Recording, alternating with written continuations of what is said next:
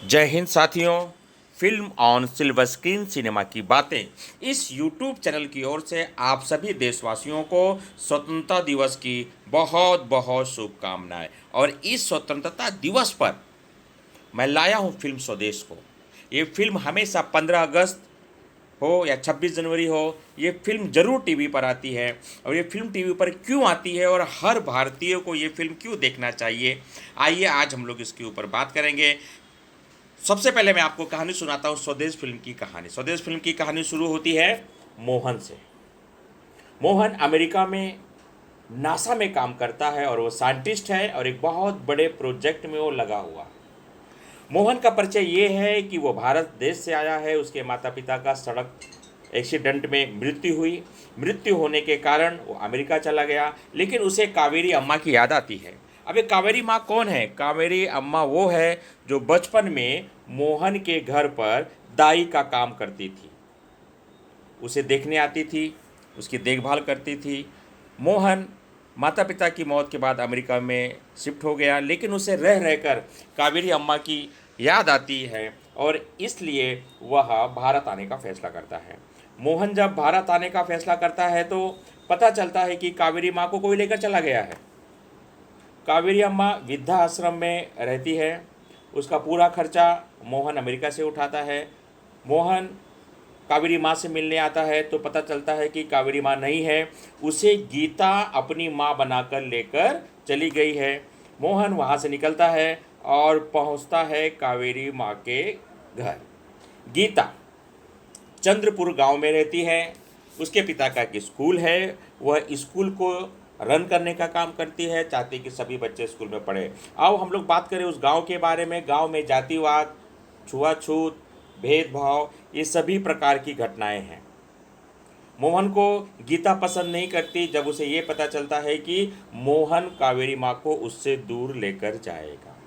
धीरे धीरे मोहन कावेरी माँ से बात करता है और वह गीता के करीब आता है। गांव की बात करें तो गांव में ज़्यादातर स्कूल के बच्चे स्कूल में नहीं आते।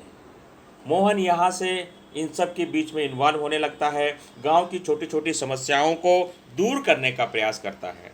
इस कहानी में मोहन और कावेरी माँ का जो रिश्ता दिखलाया है, ये बहुत ही गहरा और भावनात्मक संबंध यहाँ पर दिखलाता है। मोहन को गीता बहुत पसंद है। एक दिन गीता को देखने के लिए लड़के वाले आते हैं। मोहन बहुत दुखी होता है। कावेरी माँ इस चीज़ को पहचान जाती है कि मोहन कहीं ना कहीं गीता को प्रेम करता है, उसे पसंद करता है। गीता को जो लड़का देखने आया है उसके सामने शर्त रखता है कि शादी के बाद तुमको स्कूल बंद करना पड़ेगा और एक हाउस वाइफ की तरह रहना पड़ेगा। गीता उस लड़के का प्रस्ताव स्वीकार नहीं करती। क्यों? क्योंकि वो अपने पैरों पर खड़ा होना चाहती है, एक शिक्षिका के रूप में अपने पिता के स्कूल को आगे बढ़ाना चाहती है। वो इस रिश्ते के लिए मना कर देता है। कावेरी माँ मोहन को भेजती है एक दूसरे गांव में। क्यों? क्योंकि उसने एक ज़मीन किराए पर दी थी और उसे किराया नहीं मिल रहा था। मोहन जब वहाँ जाता है तो पता चलता है कि वो तो बुनकर है, खेती कर रहा है, उद्योग धंधा नहीं है।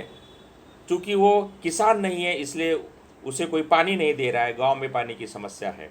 मोहन गांव वालों से मिलता है और धीरे धीरे गांव के विकास का काम करता है और वो लाइट लेकर आता है, टरबाइन से बिजली बनाता है। आप इस फिल्म में किस प्रकार से मोहन गांव के लोगों को इकट्ठा करके बांध से बिजली बनाता है, दृश्य आप देखेंगे तो आपके शरीर में रोमांच भर आएगा। अब चल आते हैं कहानी पर। कहानी एक मोड़ ऐसा आता है कि मोहन गीता के सामने प्रस्ताव रखता है कि तुम मुझसे शादी कर लो और मेरे साथ अमेरिका चलो, मैं कावेरी माँ को भी लेके जाऊंगा।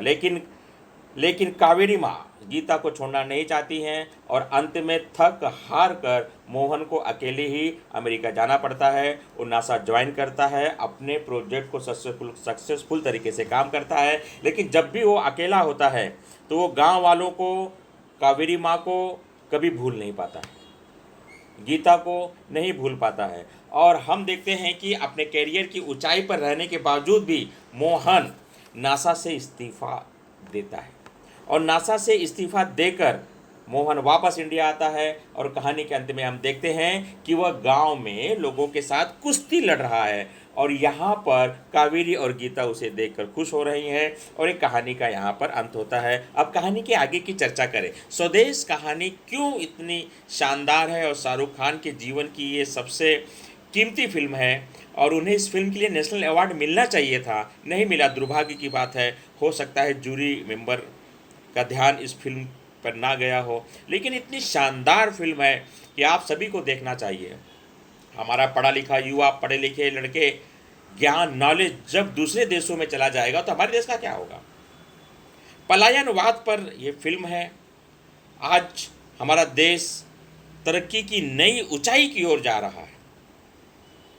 हमें स्वदेश जैसी फिल्म की आवश्यकता है इस देश को बढ़ाने के लिए। हमारे मोहन जो अमेरिका, लंदन, जर्मनी में हैं, उन्हें देश में आकर देश को आगे बढ़ाने के लिए काम करना होगा। फिल्म ये संदेश देती है कि हमारे पढ़े लिखे युवा अगर देश में रहकर काम करें तो ये देश बहुत आगे से तरक्की कर सकता है।